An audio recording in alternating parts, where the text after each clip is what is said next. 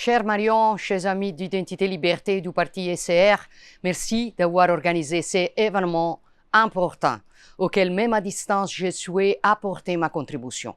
Et merci de l'avoir intitulé La droite qui gagne, car nous devons transmettre clairement le message que nous sommes prêts, partout dans le monde, à assumer la responsabilité gouvernementale. Dans certains cas, comme en Italie, cela a été déjà produit. Dans d'autres, il faudra plus de temps. Pour certains, ce sera plus aisé, pour d'autres, très difficile. Mais nous sommes toujours prêts et capables de le faire. Depuis mes années d'engagement militant dans le mouvement de jeunesse, j'ai toujours cru que les idées ne pouvaient pas vivre sans action. J'ai toujours pensé qu'il est indispensable de se battre en première ligne pour affirmer sa vision du monde, en assumant des responsabilités. Et c'est précisément pour cela que je veux rendre un hommage sincère à Charlie Kirk, un jeune homme, un père courageux, qui a payé de sa vie le courage de ses idées et le prix de sa liberté. Son sacrifice nous rappelle, une fois encore, de quel côté se trouve la violence et l'intolérance. Et je veux dire haut et fort à tous les semeurs de haine, à ceux qui passent leur existence à diaboliser l'adversaire politique et qui ensuite trouvent des justifications hypocrites, même aux crimes les plus odieux. Nous ne tomberons pas dans le jeu sordide. Nous ne leur permettrons pas d'entraîner nos nations dans cette spirale d'haine et de violence. Mais je vais aussi dire avec la même fermeté que nous ne nous laisserons pas intimider et que nous continuerons à nous battre avec la force tranquille de nos idées. C'est cet esprit qui me guide depuis que j'ai assumé la charge la plus importante de ma vie, après celle de maire, celle de diriger le gouvernement italien. En 2022, nous avons gagné avant tout parce que nous avons replacé la politique au centre. Nous nous sommes présentés aux élections avec une coalition et un programme commun, avec la volonté de représenter une alternative claire à la gauche et de mettre fin à une longue période de gouvernement technique et d'alliances politiques aussi contre nature qu'infructueuses.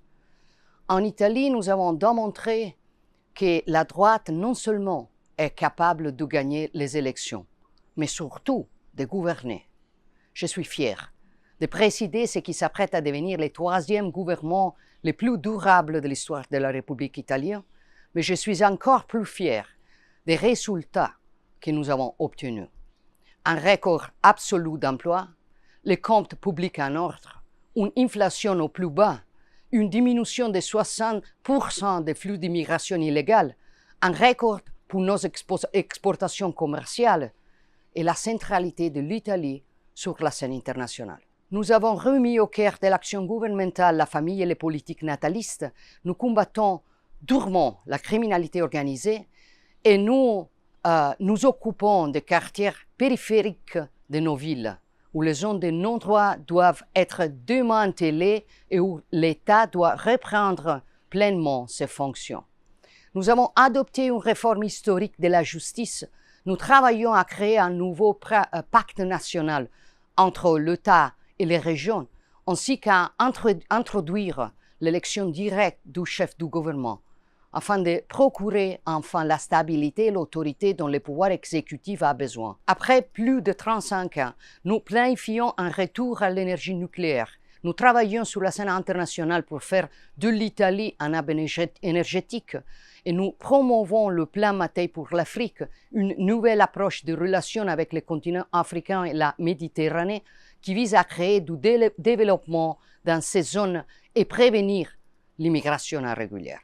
Dans ce même esprit, fort d'un résultat historique obtenu aux élections européennes, nous essayons aussi de changer l'Europe. Nous travaillons pour promouvoir une Europe de la liberté et de la subsidiarité qui fasse moins, mais mieux, qui ne cherche pas à niveler les compétences et spécificités des États nationaux, qui ne nie pas les identités, mais les sublime dans une synthèse virtueuse et plus grande.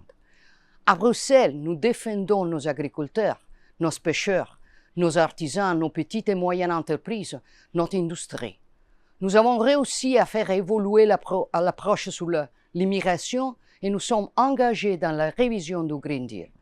Nous voulons rendre l'Europe moins bureaucratique, plus souveraine dans les domaines militaires, énergétiques, technologiques.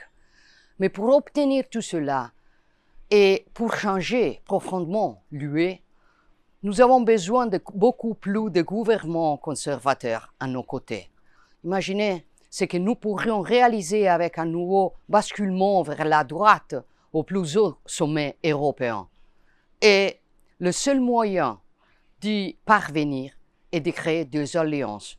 De Rome à Bruxelles, en passant par Paris et Madrid, la voie est celle de l'unité des droites et du centre-droite, comme Marion Maréchal les soutient justement depuis longtemps. J'espère qu'un jour cela pourra aussi arriver en France pour offrir enfin une alternative gouvernementale forte et crédible à des millions de Françaises. Mais cela dépendra de vous.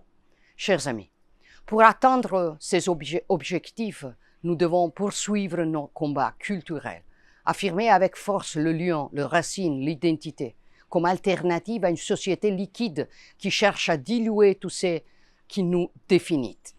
Communauté, famille, nation, religion. Et une fois appelés à assumer des responsabilités gouvernementales, nous devons être capables d'être cohérents et fidèles aux engagements que nous avons pris.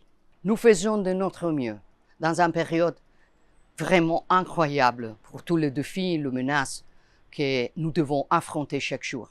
Mais croyez-moi, nous en tirons beaucoup de satisfaction. Merci encore à tous et bon travail.